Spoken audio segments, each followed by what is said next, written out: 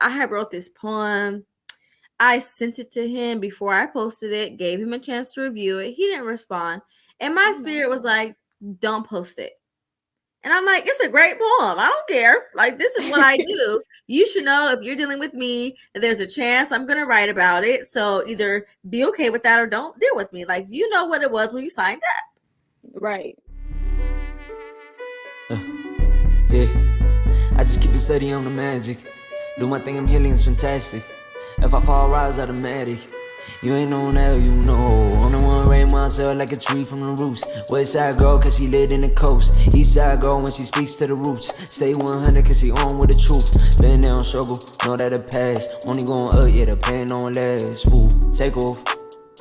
Ooh, take off. Ooh, take off. This is take off, take off, take off. Shorty like Brandy, fight like Monica. What you know about her? Baby girl rising, wet at the top. Shaking the world, don't expect her to stop. Purpose so great, she get what she got. Follow her step, cause she following God. What you need more, got a heart full of gold. Even at times when it's raining and cold. Ooh, she bout take off. Ooh, she bout. What up, y'all? It's your girl Hanna, aka Rutha. Or actually, if you part of the Uprooted Fam, go ahead and call me Rutha. You are now watching Uproot Your Thoughts on the Uprooted Network, and this is our newest segment. But we're not really new to this. We true to this. So this segment is where we are all just gonna really focus in on what y'all been asking for, and I'm giving it to you. The time for us to do that healing work together. That time for us to really get into our thoughts, get into our trauma, get that uprooted up out of our lives, and learn from each other. So this is really that segment to do that, and it's really my opportunity, and not really just mine, our collective opportunity to bridge that gap from the lives that we're currently living to the lives that we want to live. And so I am bringing on all types of dope guests, cool people that I think are doing this journey well or are just on this journey and sharing and being open to all of it. And I'm just like inspired by them in so many different ways. And so I'm really excited to share with y'all today. But before we get there, I just want to remind you, if you are watching and you still ain't subscribed, what are you doing? It's free. Like, hit the subscribe, put that notification on, tell a friend to tell a friend. Okay, that is the best and easiest way for you to get this. And just make sure, if this is blessing you, go ahead and bless somebody else. Don't be stingy. Y'all be trying to find a good thing and keep it to yourself. No, go share it with your friends so we can grow and heal together. So anyways, without further ado, I am bringing on to today's show the lovely Lacey Rochelle in the building. What's up? What's up? Yay! Welcome. Ooh, Yes. that intro was so good. Like, that Yeah. whole video was top tier. I was like, yes, with the microphone. Thank you. Listen, I didn't learned a few things or two, been doing this game for a little bit, just getting my feet wet. So, you know, I'm excited. And I'm about to make a new one too because this season has been so dope. Like, I gotta add all the new people. So, The new you clips you and have to make a videos. little, Yeah. yeah. So we're gonna have a little cameo, you feel me? You're gonna be in there, you're gonna be like, okay, like you have to be in the intro.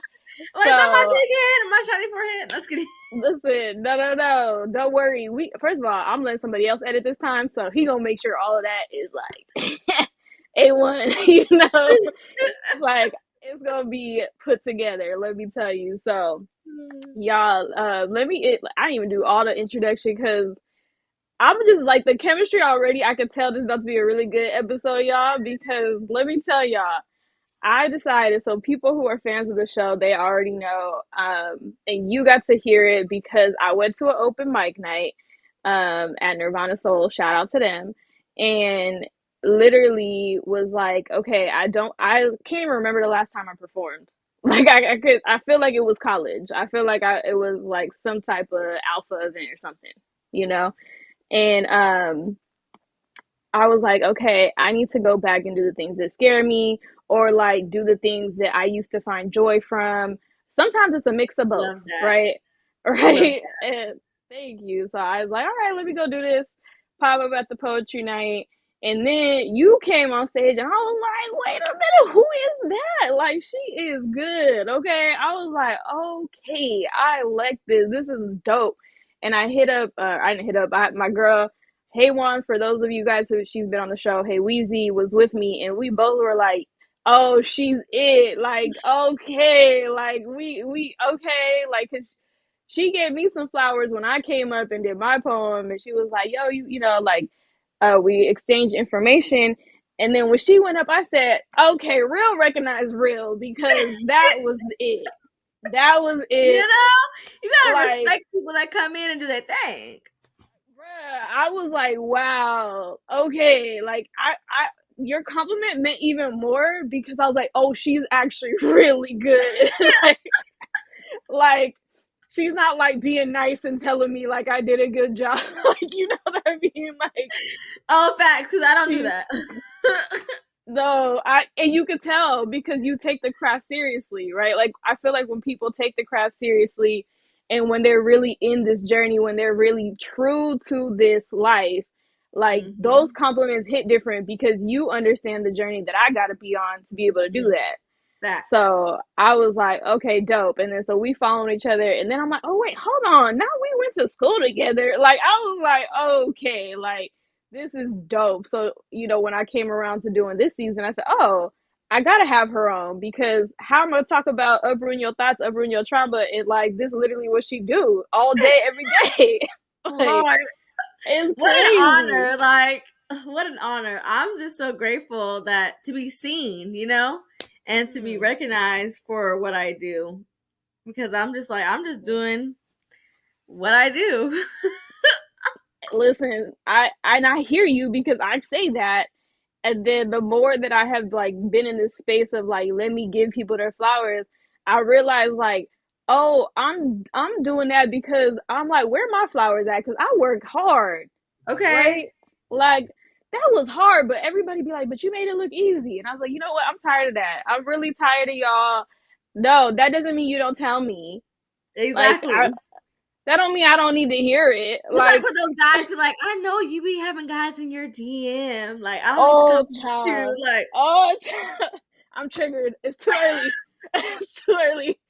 I'm how triggered. dare you say I don't need a compliment? Oh, Like, give me my compliments. Thank you.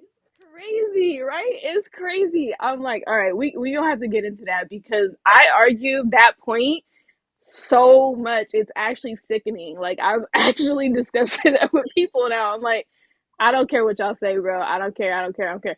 At this point, like, if it wasn't like exposing my DMs, because like I do have some confidential like conversations with people, not Yeah. with men, but with Yeah. people who reach out to me for healing purposes, Yeah.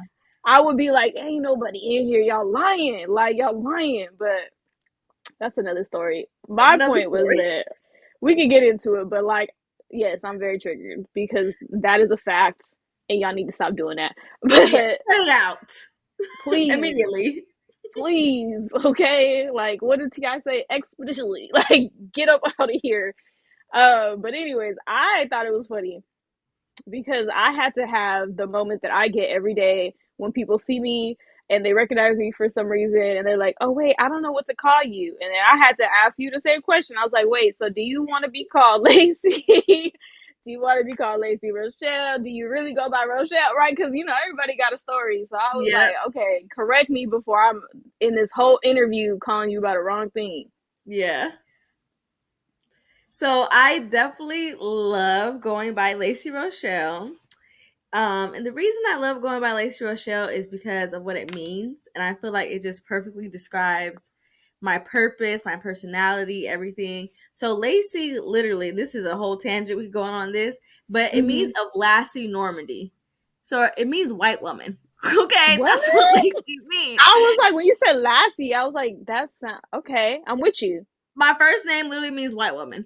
And then Rochelle means rock or like Okay. powerful. So my name basically means powerful white woman. Interesting. And so, like, when you think about the way that white women are treated in this society, how they're allowed to be soft, people kind of tiptoe around their emotions, people consider them, people are very loving and protective of them, right? So it's like I feel like those characteristics of me, the parts of me that are soft and that are go with the flow and free flowing, those allow me to be powerful in a way that's a little bit like sneaky, and I can Okay. kind of like challenge people in roundabout ways using the white woman that lives inside of me, unfortunately. 33%. But Oh, I'm so weak. I could utilize that. But so I always say like Lacey Rochelle, it just means powerful woman, and that's what I am. Shout out to Maya Angelou. Okay, listen, I got a story about her because the way that the one black teacher, God bless you, Mrs. Simon, the one black teacher at our school had all the black kids in like, what was it called? I don't know if they have it in other places, but I feel like it was like the National Black Student Alliance or something. I don't know. Like there was some title to it, but it was like all the black kids in our school. She made sure she put in it, right? And then one day she gonna give me a poem. She gave me "Still I Rise." I gotta tell. I gotta tell you the story because you're a poet, so you're gonna really find this funny because first of all, I didn't know who who Maya Angelou was, and I kept saying her last name wrong. So let's just start there, right? Then I'm not seeing the significance of this poem. So she gonna tell me you're gonna read this poem at this event, and I said, you want me to read this? It's a stadium full of black people. Okay, stadium full of black people. Why am I reading this poem like "Still I Rise"? like no no like type of energy. And then I just start hearing the audience like they start saying the words because they know it. I was like, oh, so everybody know this poem. Here go this little African girl that's like, oh my god. I was like, oh my god, I'm you weak. didn't prepare me. You didn't prepare me. You didn't But tell her. They should have told you like that's my Angelou girl. Come on with it. listen, she didn't tell me. She was like, "You just gotta remember the poem." I said, "I gotta memorize it." Oh, see, now you asking for a lot. Like, I was like, "Yes, I understand that I'm like, in student government, and I was like, class president. I used to do the morning announcements." I said, "Doing an announcement and doing a poem are not the same thing. It's Like, not. You you had did it. You not did a great prepare job. me." Hey, listen, it prepared me for this moment now. That's what we're gonna say. Now I'm like, Yes. okay. And I still don't remember that poem. Like, I don't have it memorized, but I know it. And I know the hook, but it's scarred in my memory for life. So I will always be like, Miss Maya, I'm so sorry. I'm so sorry. But I do her honor now. Okay. I do her honor now. So let me get us back because you took me down memory lane. I was like, oh, I forgot, bro. They really, I done been through some things. Like, this is crazy. They really It's played so me. funny because it's like when I was growing up, because I was a church kid, there were so many references. Like I would be in college, people would be talking about it, and I'm like, what are you talking about? Yeah. And that just fed Lost. into their narrative. They're like, oh, you're a white girl. And I'm like, no, I'm a church girl. And because I was a church girl, my parents didn't let me watch these things and listen to this stuff. So I don't know what y'all are talking about. Listen, and then there's people who just some stuff you had no business knowing. That was your problem. Like, hold on, Okay. that's a whole different conversation. But we gonna let them live, because actually no, we're about to get into it in just a second. I forgot because no, we have to get into it. This is the podcast to talk about these Yeah. things. So Yeah. before we get too deep into it, I want us to do the check-in. So we are actively practicing our mental health, and I know you had work all day, I had work all day. Before we get into the weeds, let's just do a little check-in, and I want to ask you, sis, how is your heart? So in one word or a sentence, just kind of tell us, like, you could talk about the day, you could talk about the season you in, it could be the week, it could be the last 30 minutes you had, who knows. Just kind of where you at right now. I feel like I am in a season where my heart is protected but not guarded. Ooh. Ooh, I like that. Protected but not guarded. Okay, you got to unpack that a little bit for the people in the back because I caught it. Like the Holy Ghost was in. I was like, whoa, I felt Okay. it. Okay, because I've been working on it too, sis. I like that. Okay, for people in the back who don't understand the difference between protection and guarding. So it's like I protect my heart. I protect the things that I allow to get into my eye gates, my ear gates, the things I allow myself to be surrounded by. But I'm not Mm-hmm. closed off. I'm not Mm, like operating out of a spirit of offense or like on the defense or expecting the worst out of people. Like so, I was that's what I mean when I say like I'm protected, like, and I'm divinely protected, and I mm, also have done the work to make sure I protect me, but I'm not guarded. So that's a beautiful okay. thing because I was one guarded girl. Okay. L- right. Listen, still working on a couple of them. Like you, every time you think you over it, you be like, I didn't know I had that armor too. Damn. Yeah. Like Yeah. you go another layer. It's like an onion. Yeah. You just keep peeling. Mm-hmm. Um. Okay, I like that. I like that. It reminds me of this.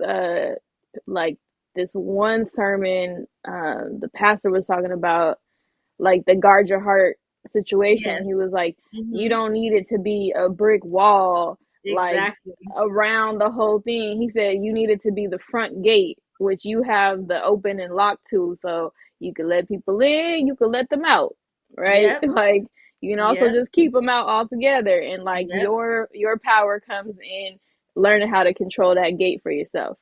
Yep. And I love that because there was a period of time where I had that scripture, I think it's Proverbs 4 and 13, in my bio, Mm, but I took it the brick way. Like, stay okay. away from me, leave me alone. You're going to have to knock down all these things. I'm going to test you and I'm going to do all Oh, this stuff because you're not about to come in and mess me up. that part. Oh, the testing. Oh my God. Yeah, let me put you on a test that you don't know you taking. Of course you finna fail. Of course, you're going to fail. Of course. You don't even know what book we on. Like, Of you don't course, even you're know going to what fail. class you're in. Of course you're gonna fail. Let me tell y'all, ladies, we share I'm just giving you 5 years of free therapy right here. You are self-sabotaging. Okay? Yep. Yep. You are self-sabotaging. Yep. It's not his fault. Like Yep. we just go ahead and free some people right there. It's not his fault, sis. Let it go. And like in the most respectful way, because I had to look in the mirror and admit this to myself. Like it's mad manipulative. Like Mm-hmm. you're sitting there, you have these expectations of this man that you don't Mm-hmm. communicate to this man. And That then part. what he does do for you, you don't appreciate it because it's not how you wanted it or what you actually wanted or in the package you desired it in, or it comes without a title or whatever it might be, but you don't Mm-hmm. communicate like what actually you want. So then you're just rude, and then it's manipulative. It's horrible. All of it. It's a lot. And I had to check myself and then I had to be like, ooh, oh, we all do this. Okay. So Yeah. we are messing these people up. All right, like you have to take those mental notes, like, okay, and then when I did Yep. that, okay, I see how he did that. Okay, now he treating these women this way because I did, and you see it, and it becomes a Yep. whole Full fucking circle. ripple, like a whole circle, and it's like, ah, like this is crazy. Now I just turned 31. Now it's like, oh, I still got to deal with those men that we broke 5, 6 years ago. Like, newsflash to any of y'all, okay? Newsflash, it's gonna come back. It's gonna come back. All right, that's all I'm saying. Y'all talking about you want some emotionally available man? Well, damn, you an emotionally stunted him. Like, But you also, as a woman, like we have to realize that sometimes we're not emotionally available, and sometimes we're emotionally mm-hmm. abusive. Woo, yes. Like we So use our emotions in order to like get things from people, and we use our emotions in order to avoid our own accountability or avoid like being responsible for the roles that we play in our own destructions. listen, I attest. I'm holding myself accountable. I have done this. Okay, I've done it. I'll take accountability. Also, before y'all try to think that you learning something, you're gonna take this and run. I've also done the work to be a grown woman to go back and apologize to those people that I Whoo! hurt. Yes, yes, yes, Listen, yes. I was so mad at God Ooh. because I was in my prayer closet, right? And I'm talking to Mhm. God, and God tells me, go apologize to this man. I have wrote this poem. I sent it to him before I posted it, gave him a chance to review it. He didn't respond. And Oh my spirit was no. like, don't post it. And I'm like, it's a great poem. I don't care. Like, this is what I do. You should know if you're dealing with me, that there's a chance I'm going to write about it. So either be okay with that or don't deal with me. Like, you know what it was when you signed up. Right. So I post the video, and I posted like in my most raw emotion. Oh. And then I posted it again once I memorized it and I performed it, all the things. Mhm. And God didn't tell me I had to delete it. Okay. But he did tell me I needed to re-record it and like just clean it up a little bit and like admit my part in the situation. Okay. But Okay. first he told me to apologize. And I was like, apologize? Listen. Apologize? I'm like, he Gotta did do this, it. he did this, he did this, he did this. And he was like, you apologize. I don't care what he did. You apologize. Mhm. Excuse Yeah. me? So I did, right? I apologized. And he's like, for what? Oh, oh, I know you was mad. Because then now you gotta actually, and you know what's hella crazy? I do this to the kids all the time. Why are you saying sorry? What are you saying sorry for? Because I don't like the I'm sorry. So Oh, I I had don't that. I don't say I'm sorry because I'm not a sorry Oh, person. And Jesus is oh. I am. So therefore anything you put after I am, if it don't line it in with what Jesus is, I'm not saying it. Jesus ain't sorry. I ain't sorry. Thank you. Oh, you really tried it, but he told you. You really tried it. He said that's not how it works. Go No, I apologize. apologize. Okay, I Yeah. apologize. I'm not saying I'm sorry. I apologize. Yes. Okay. I feel it. I feel it. Words matter. So I apologize. And then he over here talking about for what? So then what'd you say? First of all, I literally looked at my phone like, for what? And then I was like, for posting that poem. And then he goes, oh, we good. And you know when a Oh, black person say we good, you don't know if they mean we good. Or yeah. like I see we you. good. Like I see Yeah. you don't even know what does we good mean. Yeah. But Yeah. anyways, he's like, we good. Um and that was that was it. I was like, I was hot. I was so mad. Yeah. I was so mad. I pictured it because I pictured so many times I've been in that situation and I was like, okay, all right. Like this is stupid. Like I listen, I'm gonna tell you, sometimes the apology is really for you, right? Yeah, Sometimes it really is for you, and it's really like a lesson, a humbleness, or this or whatever. There's always something in it. But for I sure. remember, like I was like, everybody. You know what? Actually, now I think about it, everybody that I apologized to took it so well. Like gracefully, and they, I think they are just really not used to, and I mean most of us are not used to people actually apologizing because people lack Yeah, accountability, right? yeah, And so there was a lot of like, you didn't even owe me an apology. I was like, no, I did, like yeah. I did, and I need to take ownership of that, and I need to take accountability for that. And you deserve one, whether you think you don't or not. Like you Yeah. do deserve one, because I think because of that, like that we don't get it often, that we're like Hmm. so dismissive of it. And it's like, oh no, nah, it was no big deal. You ain't gotta say thank you. You ain't gotta say sorry. You ain't gotta. No, stop giving Hmm. people excuses for not having manners, bro. For not having basic respect. That's it. Like, it's cool. Like, I Yeah. need to be able to take accountability for where I was wrong and where Yep. I fell short. Not like, regardless of what other people do, it does not negate whatever you do. Hmm. Right. And it's like, Hmm. and I hear, and I know you're referencing your, like, because you're faith based on faith based too. It's like,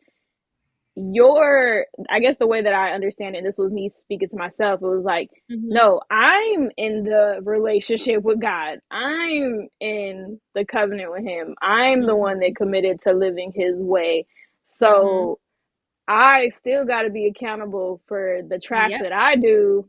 Yep. Like, I'm still gonna hold that other person accountable, but I can't force them to do whatever. Cause like Yep. who their God is or who their center is, and if they don't have one, that's gonna speak to why they don't hold themselves accountable. At least in my eyes, right? I It's like, agree. right, like I'm not saying people who don't believe are just horrible people, but I'm saying it's really hard to keep yourself accountable when you don't have nothing to center in, right? You don't have But anything like holding you or anyone to be accountable to. yeah, Or so it's like just what is your standard? What is, yeah, and I if just want to not, know, what do you when you trip up and fall, like, what does that look like? Who are yeah. you gonna go talk to? Who's gonna check Yep. you? Who do Yep. you allow to check you? Yep. Right? Like that's really what I think about. Because there's plenty of people who are faith based that still lack it, but like that's another story too, right? But it's like I know that I made that commitment and I'm going to check me. Yep. Like that's my only obligation, right? And it's like, because he gonna tell you too, like and this goes back to the other question we didn't get to, but we can do it now. Is like he's the one that gives us grace. Mm-hmm. So the same way Mm-hmm. that he's given us grace, we got to give other people grace, Yep. and we got to learn that. And like part of that is like, yo, apologize, bro. Like it would be so much easier to give grace to people if we actually thought that they cared about hurting us, right? Yes. Like grace Yes. is so hard when you know the other person don't even care. Like That that did is you crazy and it has moved on with their life. that part. And I'd be like, but I gotta, and then I remember all the grace that he's given me, and I'm like, all right, okay, before I get too high on my horse, let me Right. go ahead, back it on up, and just go Right. ahead and listen. So let's go ahead and answer that question now. Of what are you currently giving yourself grace on? Because we talked about a lot in that. Mm-hmm. Or if you're not, what would you like to give yourself grace on? Whew, it's a lot. It's a lot. So I'm currently in therapy. And Okay. I'll tell a story of something that happened real recently. Mm-hmm. And because of my relationship with my dad and like my relationship with my brothers, Mm-hmm. even outside of any romantic situation, like I really need male validation. And Ooh, I okay. have to admit to myself that my homegirls can hype me up. I can go to Nirvana and everyone can clap for me, whatever. But I need 101 Mm-hmm. male validation. Like it's just something that I need at Mm-hmm. this point of my life. And the way I used to go about getting that male validation was detrimental and destructive. And now Mm-hmm. that I no longer go about getting it that way, there was a part of me that was like, well, you should just go without it. Or like act as though, because you gave your life back to God and you rededicated yourself Mm-hmm. to God, that need no longer exists. You can get everything from God. Got it. But that was just unrealistic for me. So I had a morning last Friday where I was just really emotional. I had a dream that was like not a recurring dream, but there was like a person that was like consistently the person that God told me to apologize to was like in my dreams, like every night, and I'm like, I'm Yeah. sick of seeing your face in my dreams, Mm-hmm. you know. So I called one of my guy friends, and we used to have situation going on, and I just need you to tell me that the girl that you experienced doesn't exist anymore. And he was Mm. like, Oh, Lacey, that's you know it powerful. already. He's like, you've grown, you're doing this, you're doing that. I was like, I know, but I need to hear it from you. Mm-hmm. And it was like when he said it to me, I could like breathe because I'm like, Yeah. you know who that girl was in a very intimate way. Mm-hmm. So therefore, you can tell me something that nobody else can. So I just need you to tell me that the girl you experienced does not exist. Mm-hmm. Okay. And I had to give myself grace for the fact that that's what I needed. And after I got it, I felt better. And not be like, Listen. Why did you need to get male validation? You know, I needed it. Yeah. I got it. It did what it needed to do. Listen, and here's the thing that I hear in that. Well, one, thank you for sharing that, right? Mm-hmm. Because it's not easy to admit in a world that wants to crucify us for having needs, right? Um, for having pain in any way. So I want to first validate that and Mm-hmm. just thank you for that. And then what I heard in that was that you, at least now, clearly for me, are doing better because you were able to articulate it with words, right? And like articulate the need and be clear about that in communication rather Yep. than whatever other ways you might have been doing it in the past, or ways that we see all the time where I see like girls just popping off and you so mad and like you're, if I could paint the You need a picture, hug, babe. right. I'm like, you look like my like toddler cousin who's throwing a grown tantrum with this man in Literally. the street. And it's like, Literally. you are crying for attention. You really Literally. want attention. You want affection. You want love. And like the way that you Security, learned how to do that, validation, all of encouragement, that, but you don't know how to ask for it. you don't know how to ask for it. And I'm not knocking y'all. I'm saying I want to just hold the mirror up real quick as people who have been there, done that. Is like, yo, this is what you look like. And nobody telling you, right? Maybe your homegirl a little too scared to tell you, she don't want to hurt your feelings, or it's hard to kind of deliver that news to people. Or I think Mm-hmm. podcasts and like different spaces are necessary. It's like, Mm-hmm. sis, I promise you, you look like a child. Yep. Like, you're acting like a child when like they cranky and they really want to go down for a nap and they want to be held and they want to be Yep. cuddled so they can get Yep. comfortable. But like, you've been conditioned, and so I want to take this too, is like, you've also been conditioned in a society that constantly tells you not to ask for what you need, right? Like, so I don't completely blame you, but now at your big age, when you hear this and when you get this information, you got a choice now. You got a choice. And that's where the grace comes in as well, because also I had to realize that there's a lot of times where I've needed male validation, specifically when Mhm. we talk about my dad and my brothers, where I've needed their Mhm. validation and I was refused it. That part. I Or I was listen. put down or made fun of for needing their validation. Mhm. So it's like to be in a place where I know for a fact that if I go to this friend of mine, that if he's available, and not even, he's going to make time for me. That And part. he's going to figure out if it's just 15 minutes that he can squeeze into his day. If I ask him for it, he's going to give it to me. Mhm. So it's like we have to also give grace to those that haven't found or identified those safe people that Mhm. they can ask for their needs and know that their need is not going to be shunned or made to feel, like you said, less than for having needs.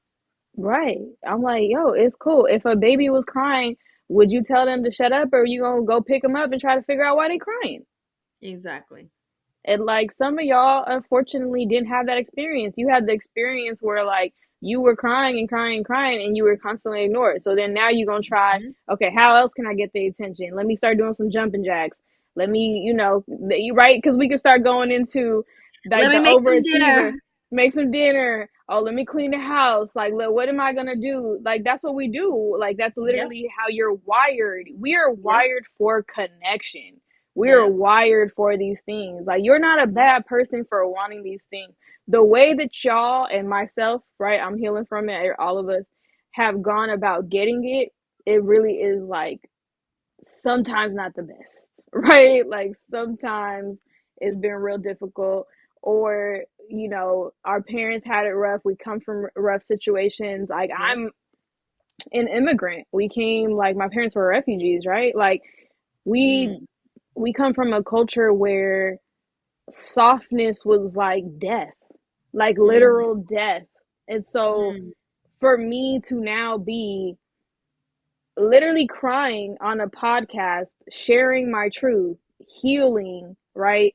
Doing these things, bro, they're like, what? Like it's just, it's not that there's other people that aren't doing this on the internet, right? But the fact that it's somebody that they can see, that they can recognize, that comes from this Mhm. background, they're like, oh wow. And it's like, it's okay to cry, baby. It's okay. It is Mhm. okay. It's okay for you to have these needs. I had to tell myself, like, you know, me even now moving back in with my mom and coming back, it was like, wow, like I need a hug. Like, and instead of Yeah. like being that little kid, I literally get up and I go sit next to her and be like, I want a hug, and I'll go get my cuddle. And I used to not do that. I used Mhm. to like literally deprive myself. Like, there was Mhm. a long period where I would be like, I don't like to be touched. Like, don't touch me. Like, I don't want to be bothered. Like, I had like really That created such a defense shell. mechanism. Mhm. Bro, it's crazy. And I am, and I've talked about it on my show, and it was like I like was a victim of childhood. I don't know if I've said the whole thing, but I said childhood sexual abuse. So Mm. I definitely over time and just with experiences with men. So when you said like I had those issues, I was like, those cause issues with my brother and my dad, because Mhm. I started to develop this resentment towards like black men, right? Like, it was so unfortunate. But I did, and I started to like lose trust and safety and respect and like Mhm. all of those feelings that you want. I started like Mhm. not knowing who to associate that with, right? And so a lot of people were catching that. And then they're also learning and growing. They're not the softest people, right? So it's like they're learning and they're growing and they're trying to be, and they're also, it's not like they knew what was going on with me because I didn't share it with them. So I was just Mhm. a very angry person, not Mhm. being able to ask for what I need, not having the language, and not having the space And you're like also to do that. probably also getting in trouble for being angry and for whatever behaviors you're Bro, showing, and they don't even know what's really going on inside you. It's just yeah. crazy. It is. Everybody's like, oh, Crazy. you just got a smart mouth. I said, no, I got a smart mouth because y'all them niggas don't know how to respect people. Right. Like, Right. nah, because I know what happens when you give people too much leeway. Like, oh, because I'm young, and Mm, you know, especially when you're young and like you feel so unprotected right. because the adults aren't taking you seriously, right? Like, there's all these things. It's like, no, okay, so now I gotta cut you down. Now I gotta prove to Yep. you that I'm your equal, that I'm smarter Yep. than you, that I could do this and this and this because I gotta protect myself because you can't protect me. Yep. So Yep. look, I mean, I could talk real sweet now, but this tongue used to be real sharp. And Like, let me tell you, my therapist, we do like parts work. And so she'll talk about my teen part. And she's like, your teen part is that part of you that's like, keeps the nuck if you buck, receipts, right? like it's gonna tell you about yourself, go off on you. And then like childhood is like the sweet, loving, very graceful, can find something nice to say about a serial killer part. And then like I'm somewhere in the middle. So when you talk about like how your early childhood experiences like shaped your challenges with connection, what would you say allowed you to get back into wanting to connect with people and wanting to have something like this where the whole intention is to connect with people? Um, listen, it's a guy walk. Mm, It has been, and I don't think I could have articulated like this prior. You know, mm-hmm. it's definitely taken me some time, but it was like an annoying gift that would not go away. Like, I didn't ask Mm, for it, right? Like, I mm. didn't. Right. And that is, and I like that you asked me this because I was going to ask you too, right? Because it's like, how do you got to get to a point where you could talk like this. And, For sure. and I didn't put it up on the screen, but while I answer your question, what we are going to get to is that you wrote a whole book on like this healing work and this stuff. And I think that's super dope, and, definitely want to get Mhm. into it. But that is something that like I was playing around with too, was like, okay, by accident, I don't know if it's like a side effect of like all of the guarding, and becoming that assertive in my testosterone, kind of in that alpha energy that people like to say, or whatever. I naturally became a leader. So then I would be, in all these leadership positions, but it was really just because like I was like, yo, like y'all not doing it right. Like let me just do it. Like, you know, it wasn't like I really wanted to lead everybody else. It was just like they Yeah. were doing it wrong. And I was like, bitch, Yeah. bruh, y'all so slow. Come on, like let's get it together. And I had to Yep. learn how to become a better leader. And a lot of that comes with like different mentors. So I would have different mentors over time, and they created a lot of like safe spaces for me to have these conversations. But I also was the kid, because I was an immigrant and I was like the oldest kid in my house. I had to be responsible at a young age, and Yep. I would literally go home and watch Oprah every night. Like I was, Old I lady. just old lady. I literally just in my spirit was like, okay, she looked like me. And then we had the same, like in my mind, I was like, oh, we have the same story because you know what she went through as a kid. And I Mm-hmm. was like, okay, well, if she could overcome it, I could overcome it. So how do I do that? Like I was, Mm-hmm. you know, I was like, well, what's the answer? I was always trying to figure out what the answer was. I was like, well, if other people are clearly doing this, then somebody got some answer they not telling me, right? Right. And so I was like, let me figure that out. So I will watch her. I will see what she would talk about. I would like get into grown people conversations I had no business being in, but I was just trying to figure it out. And like over time, like I literally said this today too. I must have had, I still have something like invisibly tattooed on my forehead where people are like, oh, let me go talk to this girl. Let me tell her her like my Mm-hmm. life story. I'm Mm-hmm. over here giving people advice. I don't know where I'm pulling it from. I said, oh, you know what? I read something. I heard something. I ain't never Mm-hmm. experienced these things, but I could just Mm-hmm. put like logical thoughts together. And Mm-hmm. so I'm like, okay. And so, you know, no matter what, I would try to run away from it. It would come back. I didn't even go to school for psych. I was like trying to figure out, I was like, oh, I like graphic design. Oh, I like this stuff. And I didn't know what I was doing. I like took a psych class. It was the easiest A I ever got because it made so much sense to me. So much sense. So much sense. And I was like, okay, let me quit playing. Let me go ahead and get into psych. And then I still didn't want to go clinical. And I was like, I feel like there's better ways to help people. I was like, I don't think that I should be relegated to sitting in this room with all these like restrictions and like just Mm-hmm. because I have a real love hate relationship with authority and systems. And I was like, I don't know if I That's could an really do offline that. conversation. Right. Like I didn't know if I could do it. I was like, sis, I don't know if I could do this. So I like found out business psych was a thing, and so I just went that route. But no matter where I went, that kept happening. Mm-hmm. Like no matter where I went, and in all those experiences, it pushed me into the healing space. It pushed me into Mm. like, okay, figuring this out, because the more people ask you these things and you have these conversations, it's really hard not to see yourself in them, Facts. right? And it's like, That oh, I'm constantly in therapy every day with these people. This is that crazy. Like anytime people have asked me for advice, I needed to hear it, yep. right? And I was Yep. like, well, damn, God, you so slick. Like, Slick. slick, bro. Slick. Like, smooth as hell. Like, just get He you no like, so matter you're not gonna go where, get the help, so I'm gonna bring the help to you. no And they're matter gonna get help what. at the same time. Every time. And I was just like, okay, just like this show. I was like, what's about to, I would have done this show like 10, 15 years down the line as like, I'm Mm-hmm. a chill, I got time now, like whatever. Mm-hmm. And I would like, no, but it was just the need was there. I got really tired of seeing kids die, honestly.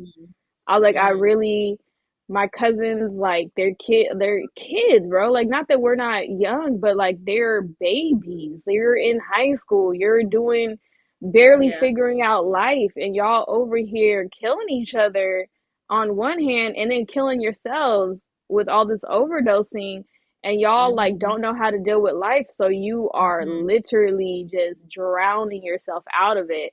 And I couldn't handle that no more. So it was like, okay, I hear y'all. I hear it. I see this problem. I have the skill set to do it. How can I reach y'all? And I was like, Mm-hmm. well, I can only reach you where you're at. All of you guys are on social media. So as much as I don't like it, right? It's Mm-hmm. not, I don't care to be on here. It's like, I care that I have to go to your funeral. and talk to your Wow. mom and dad. I care Wow. about that, right? It's that deep for me. Man. Hey y'all, it's your girl Hanna. Just interrupting you for just a little moment to remind you, if you have not, go check out the website uprootednetwork.com. Whether you're new here or you've been following for a long time, you know that this is a space for those of us who have been having to navigate life very completely differently than the cultures we might be a part of. So whether that means you're an immigrant, maybe you're the first generation to change the narrative, maybe you're an entrepreneur, you're a dream chaser in some type of way, and you're believing for a better life. So obviously Uprooted Network resonated with you, and we have been scaling out services, trying to build this into a bigger community for you all. And also, I'm launching all types of management consulting services and personal and professional group coaching this summer. I really have a big heart for those of you who are students, those of you who maybe haven't had an opportunity to get this type of development before. I'm going to be offering it at a very reasonable price because, you know what, I want to knock down those obstacles and barriers. I try to do it the way that everybody else does, and it wasn't working. So we're going to do it the uprooted way. I want y'all to make sure, go check out the website, uprootednetwork.com. And now you can go back to your episode. Yeah, because That we is so community. beautiful. And I could relate to so much of your story because so many things for me are parallel, from Mm. being young, being leadership, being the oldest girl in the house, having 6 siblings younger than me, being little mom, always feeling Mm-hmm. responsible for everyone else's emotions and feelings while also battling with what I was dealing with. That Um, part. all and like not having anywhere really to go besides my notebook and my pen. Mm. That part. So it was like I started writing when I was 12. I was having some ideation. I won't use the word, but I was having Mm-hmm. some ideation. And one of the ladies at church had like pulled me aside, and she would start giving me prompts. And she would give me a Mm. prompt or like a poetry style every Sunday. She was my Sunday school teacher. And then the Okay. next Sunday, she would expect for me to have the poem ready and give it to her. So that was like our Oh, Sunday routine. And so that yeah. started to like force me to like have the deadline and to write. And then outside of what I was writing for her, I would just like sometimes get woken up in the middle of the night and I would just start writing stuff.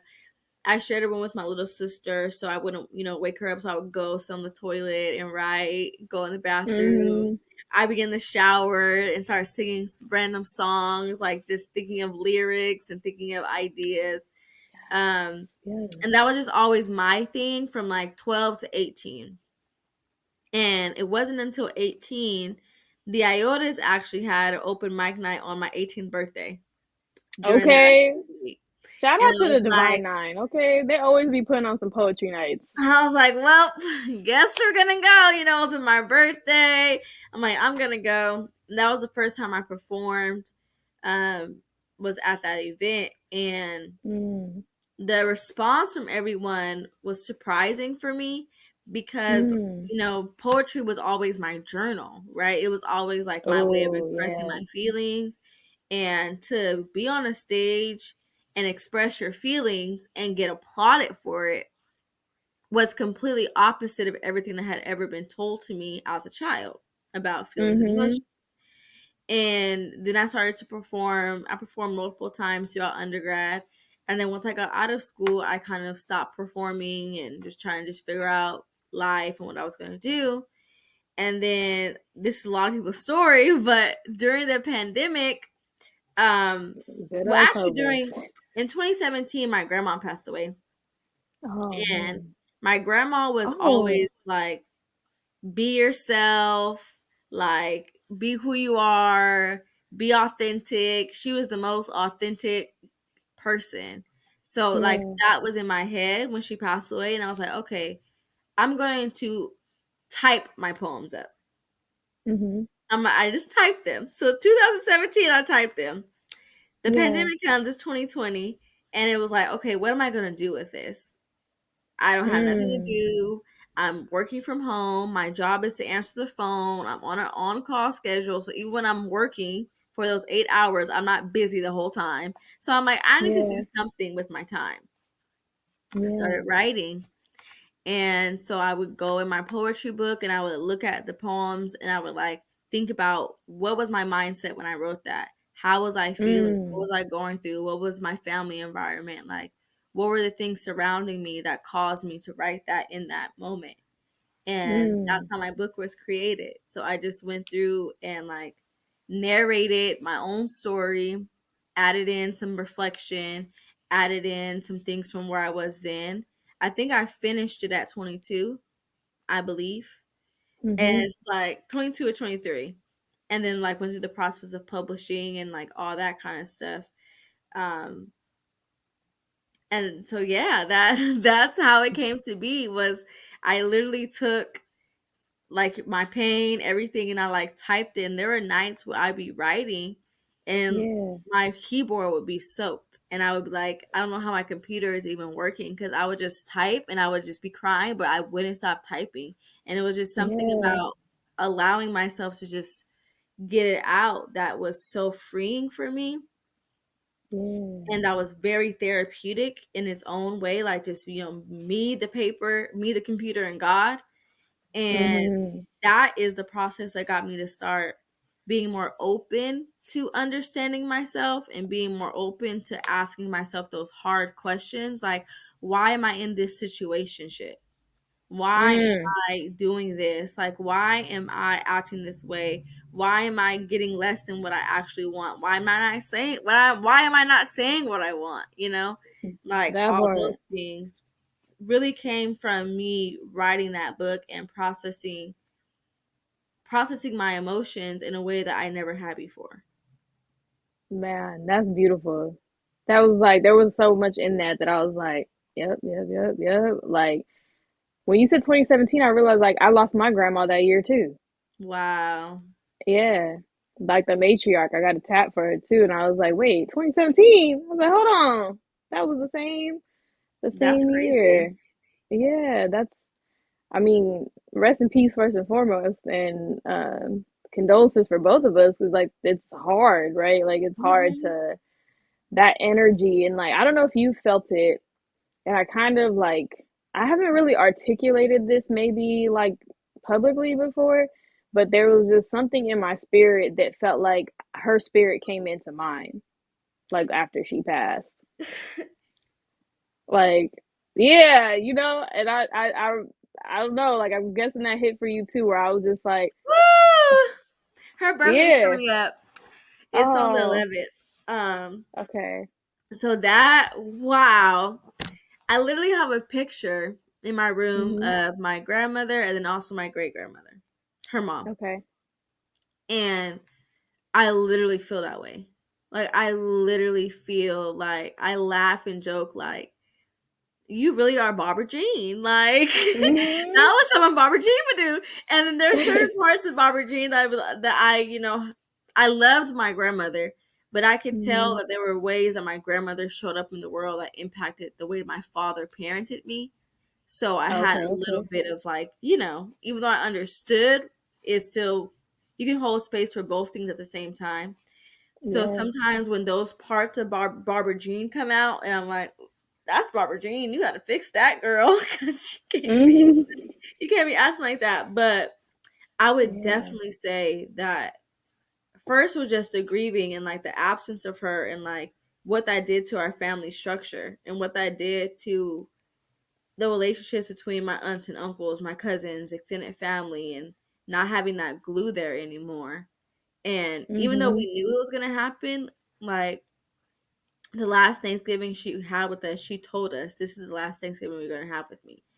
And we're like, "Grandma, man, don't speak like that." Blah blah. She's like, "It is," yeah, and we're yeah. all just like, don't talk They like that. they know, they know, they But could she's like, feel it. "It is." And when it happened, I have a voicemail from her, and Oh, it's "Hey Lacey, it's Grandma. Call me back."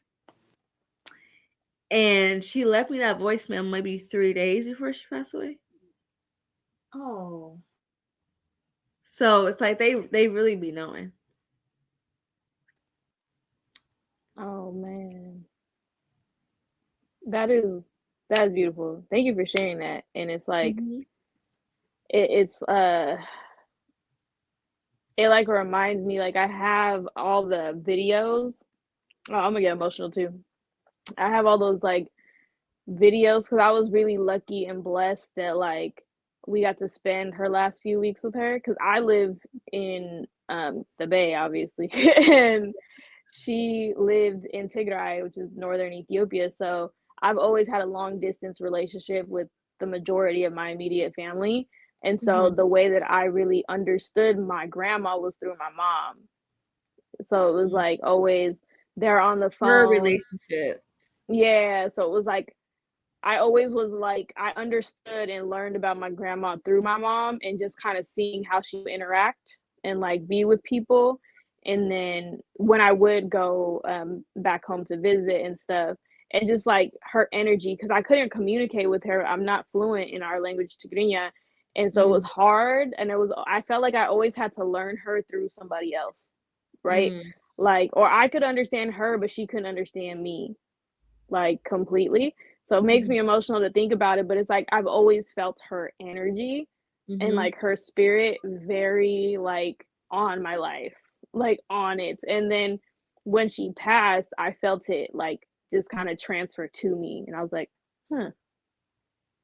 Like it wasn't even It's like so a crazy you spoken put it thing. that Yeah. way because, like, I never connected it in that language. Yeah. Yeah. Cause I was like, wow, why do I feel her energy so like strongly, right? And then like even just her position in the family. Like I remember I kept saying to the kids, I was like, y'all know I'm finna be the matriarch. Like it's already written. Like I'm already like she didn't tell y'all, but she told y'all. Like like she done Mm-hmm. passed it on to me. So there's I feel like the same way that I kind of ran from this healing work and doing this for a long time, I also was kind of running away from that responsibility because I was like, man, that's a tough job. Yeah. Like that's a big Yeah. you that's some those some big shoes you want me to fill.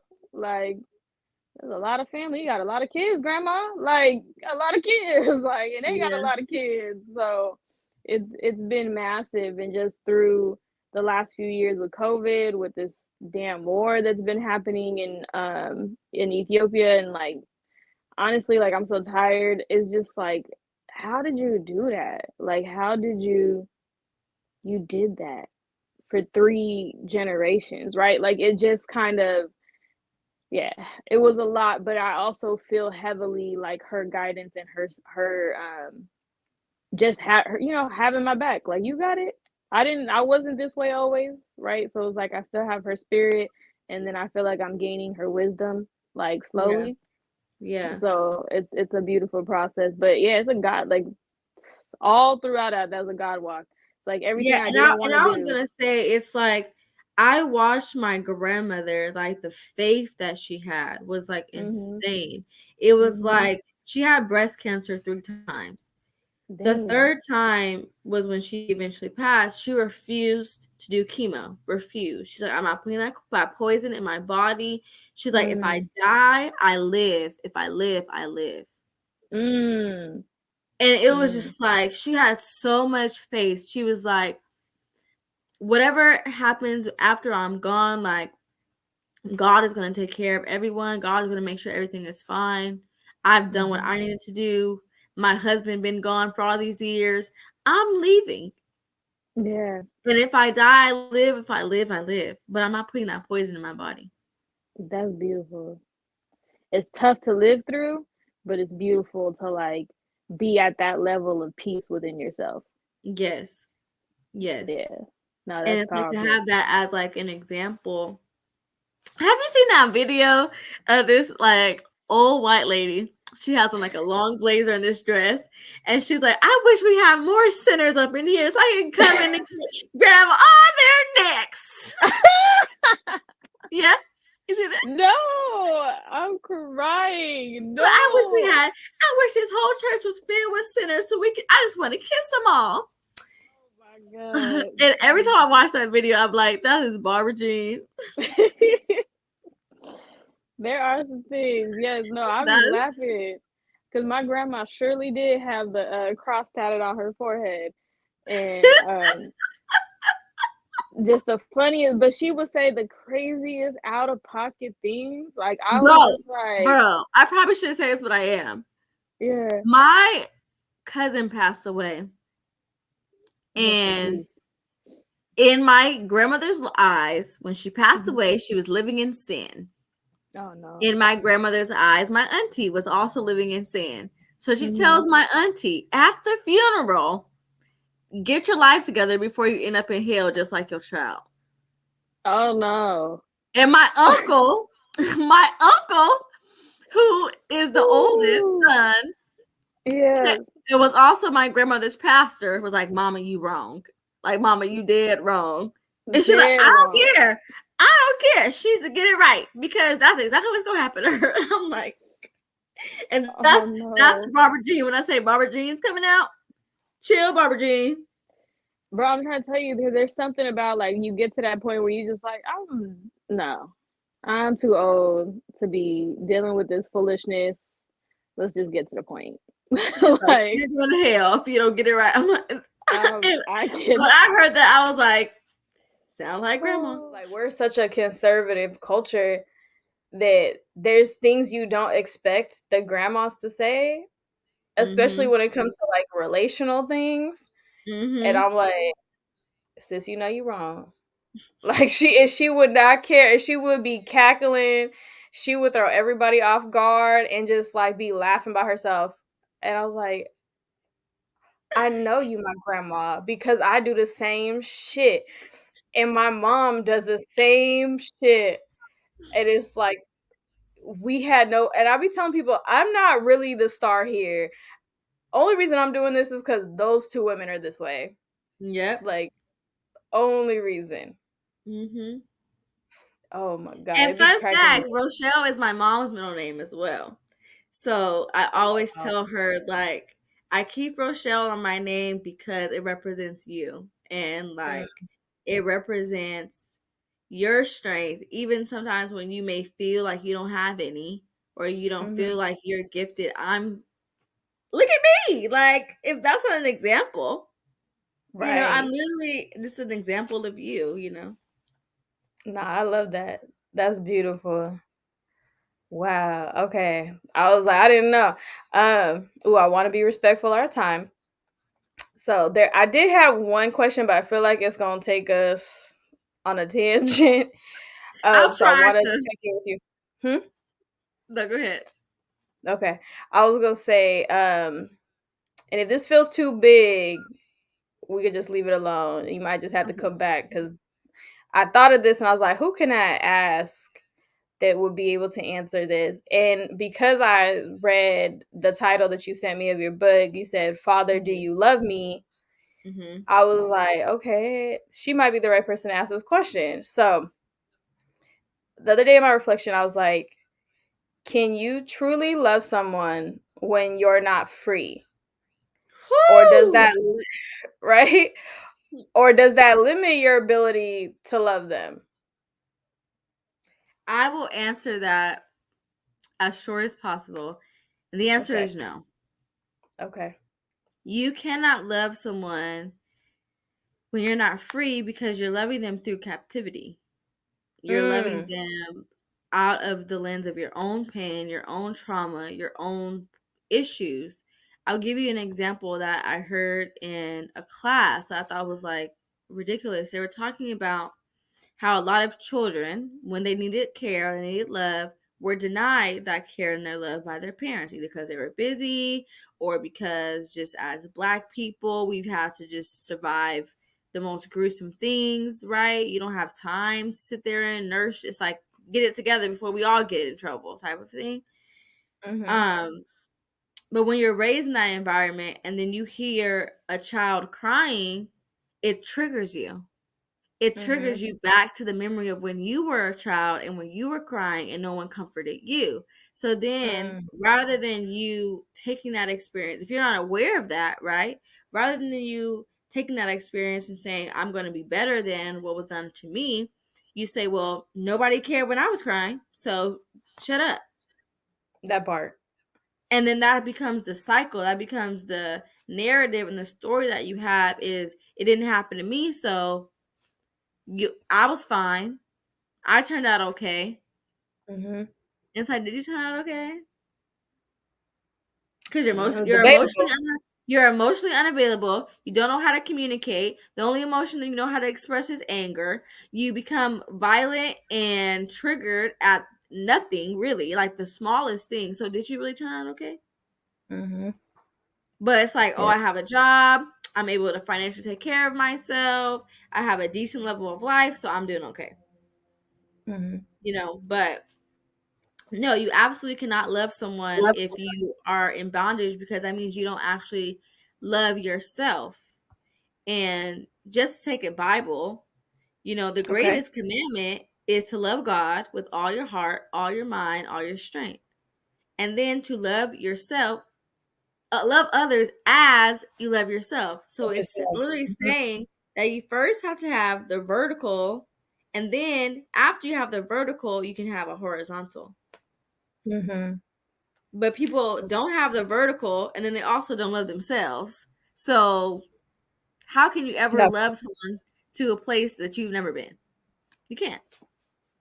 Listen, I had to write the question down because I was like, I need to start asking people that, because that's like the conclusion I got to as I was doing my reflection. And I don't know if it was exactly that line of thought, but it was part of, because this year I have dedicated to finally reading the entire Bible. Because I haven't done that. I'm gonna be accountable. Yeah. And I was like, I'm tired of understanding God through other people when I could read the book myself. Right? Right. Like, I was like, doesn't make sense. So that was something that I reflected on, because I keep trying to really push this concept of self-love and why it's important, and like get your mind together and really focus this energy here. And I was like, so many people talk to me about wanting love in their life, right? Like loneliness is like the hot word of the decade. We're talking about like unprecedented like levels of depression, anxiety, and just this overall like diminishing level of connectedness with Yeah. people. And Yeah. there's just this drive, right? Yeah, like people want love.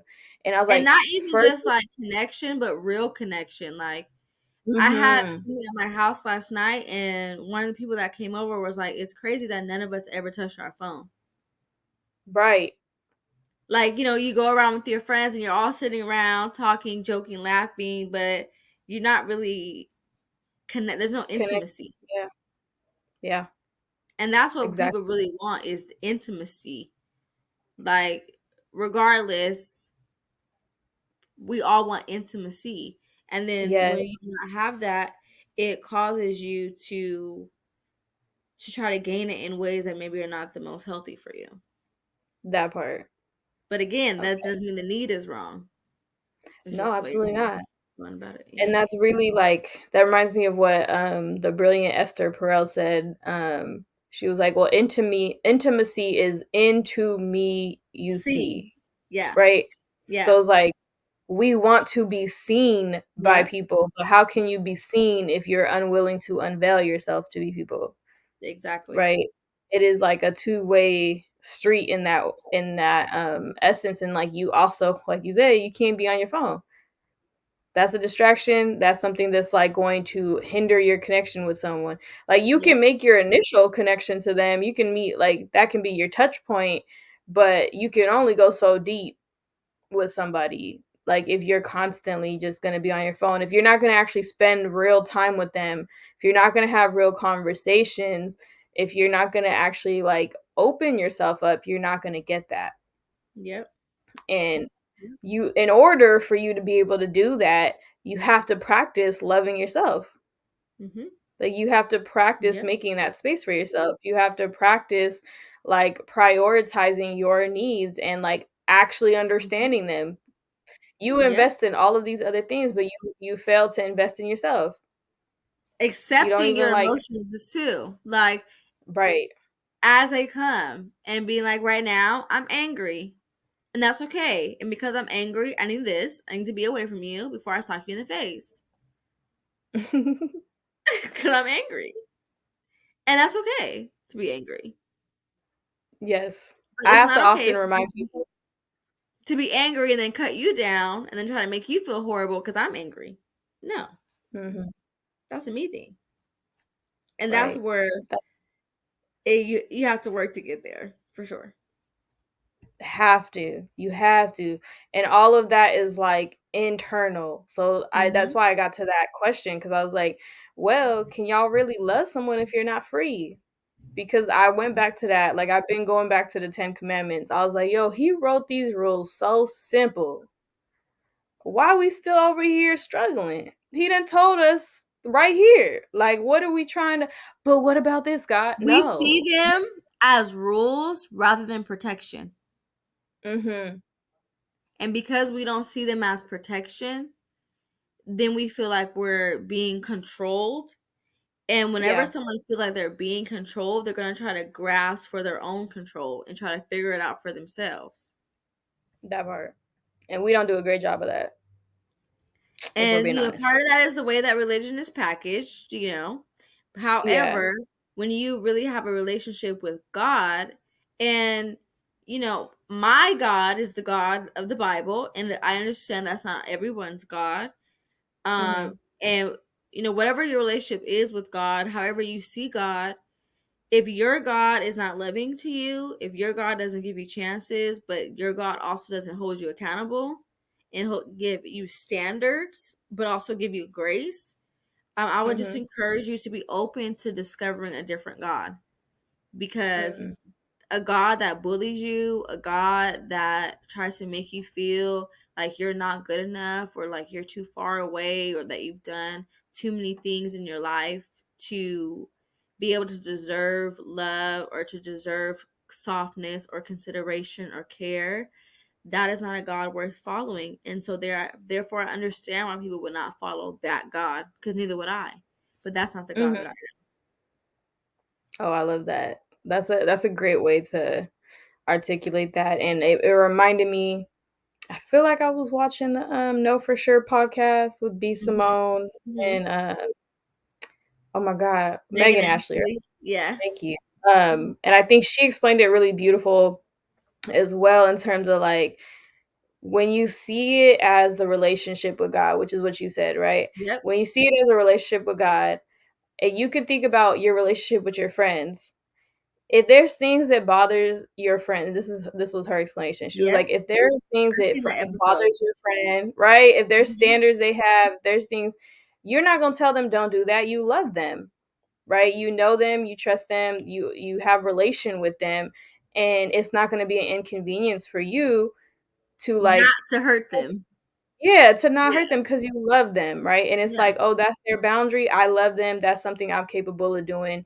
I can do that. And Yep. it's like, if you can see it that way, it makes it a lot easier, like, to So enter much a easier. relationship. Yeah, because I So was much like, easier. this And the look like closer you a get to textbook of God, rules. the more you develop that relationship, the more he shows you about, like, remember when you was mad at me for this? I was protecting you from this. Remember when That you was feeling a type of way about this? I told you not to do this because I knew if you did this, you would do this. Like, part. Mm-hmm. he'll show you yourself Over for and sure. over.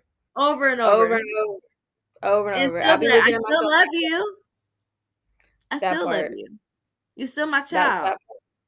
I just wanted Yep. you to open up your heart to me and admit that you needed me. That's it. That's it. Just like we be wanting people to tell, use your words. Tell me what's up. You need something from me. You want some love from me, but you over here yelling at me. You over here demanding things from me. You over here like doing all this. Like, if you would have just asked me nicely, I probably would have gave it to you. Be honest. Yeah. Tell me the truth. Yeah. Yeah. No, that's beautiful. I love that. And so with that too, let's end on this, because for you and your faith base, God gives you purpose, he gives you reason, he gives you instruction, he gives you vision. Yeah. So for you, Miss Lacey Rochelle, okay, get it right, y'all. Um, have you, what seeds would you like to plant for yourself, and what Mhm. seeds would you like to leave behind? I am definitely planting the seeds right now, sitting here with Mm. you, Okay. you know.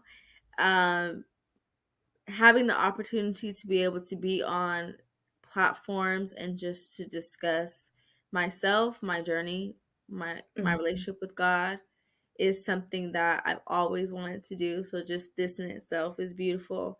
The fact that I Oh, did my first poetry workshop last week, yes. after I literally like said it out loud, and then the next morning I get an email asking me to do something I just said out loud the day before.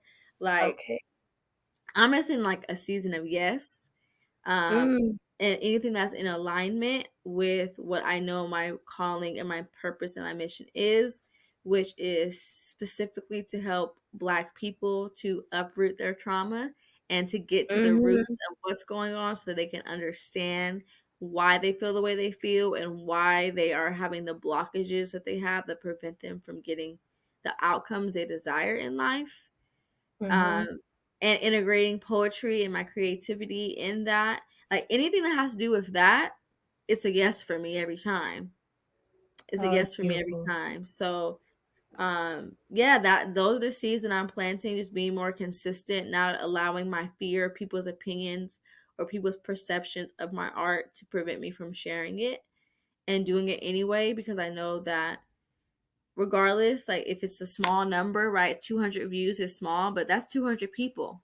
You know what I mean? Like Mhm. if there was 200 people in front of me, I would see that as a big deal that I Oh, was talking absolutely. to. You know what I mean? So social media distorts our idea of numbers, but anyways.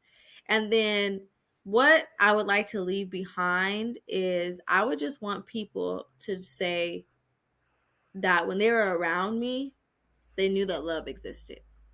Ooh, that's good. That's good. I'm gonna have to add that to the repertoire. I I just really want like. them to like be this to know that love exists. Yes, I like that. I said, I don't remember what episode. I'm not even gonna try to remember, but I had a conversation with my friend A, and I told her I was like, I just want to experience love in every way that it exists. Yes.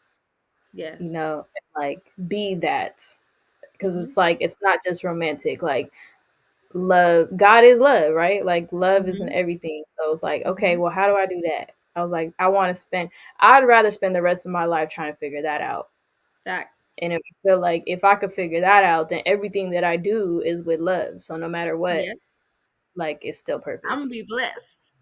That part. Man, okay, that was beautiful. Oh, I love that. Y'all, Miss Lacey Rochelle, you know, ooh, that was good, girl. And I like to spend some time just affirming, and I feel like this was divinely timed. Like I said, this is like really a God walk for me. And I definitely, one, you're already, you, what you said, you are already not just planting the seeds, but I feel like you are reaping the harvest of the seeds previously planted. And Facts. what I, yes, what I can see, not just for this season, but like upcoming one, that book is gonna really become a bestseller, because that, like you said, Father, do you love me? I don't know how many times I've asked people like, what your daddy issues are. That right now, like you are really about to bless some people. Some people are really getting healed. Just your existence alone, right? Your vulnerability and sharing, being obedient in that mission. It's like, for me, whether you see the comments and the accolades after, because sometimes we don't get to see our impact. It's like, just know you already touched one person. Like I feel very affirmed in this conversation. I feel very validated, and like, you know what you're doing, you're walking the right way, you're in alignment and you're in purpose. And so I can say you're already doing that. Like I was like, oh, this is so nice. I feel like I was just talking to my homegirl. So I'm just, yeah, you were dope. You're amazing. I just see like such a big trajectory for you. I see like collaboration continuing because I want to see you win. I really do. And I always tell people that I choose people specifically. I like really am intentional about this community that I'm building. And I Yeah, was like, wow, I couldn't have chose better. I couldn't have chose better. I was like, wow, she's phenomenal. And I hope you really hear that and you receive that, because I this was a do. And that's growth too, because usually I'd be like, "You're great, thank you so much." You know, to play. yeah. But no, I received that. I appreciate that. And like I said, I'm just honored to be here and to serve. Yeah. Thank you. I appreciate y'all. Y'all, please make sure you go buy the book, okay? Father, Do You Love Me at LaceyRochelle.org. And if you are not following her, written by Lacey Rochelle everywhere. She drops dope poems all the time. Just it updates on realness and life. I'm like, yeah, me too, girl. Yeah, you're right. Like I was just, yeah. I'll be like, like you just keep going on. And I tell people, like, if you want to heal, you want to grow, surround yourself with positive people who are doing the same thing. Like, don't be wasting your energy watching all toxic things all day and then be confused why you so depressed when you're trying to go to sleep. Like, listen, you can't drink Coke all day and then be like, why my stomach hurt? What you mean? Cause like, go eat a broccoli. Like, go get some salad. Like, you know what I mean? Get a carrot, Blend some your orange, smoothie. do something for your soul, or something for your spirit. And again, this has been Uproot Your Thoughts, y'all, on the Uprooted Network. You know, it's your girl Hanna. If you're fam, call me Rutha. And thank y'all for riding with us. Thank you again, Miss Lacey Rochelle. Everybody have a beautiful night. Don't forget to like, share, subscribe. And if this blessed you, don't be a hog. Go make sure you go and get some blessing for everybody else. Hit that share button. Okay. And we will see y'all later. Peace out, y'all. Y'all, what's good, Uprooted Fam? I really hope you enjoyed that last episode. And the way that you could let me know, hit that like button. Make sure you hit that like button. Please share, okay? If this blessed you, tell a friend, to tell a friend, to tell another friend. And that's how we grow. So, again, like, share, and if you are not subscribed, what are you doing? It's free. It's free, y'all. Subscribe. Also, if you have not picked up your merch, hey now, say now. Go ahead and hit up uprootednetwork.com. Again, that is uprootednetwork.com. Get your merch, get all your podcast links there. And we're going to be rolling out programming pretty soon, and you're going to want to be registered. I'm just telling you, make sure you are following us and make sure that you are tapping in with your girl. Love y'all all so much. Have a blessed day.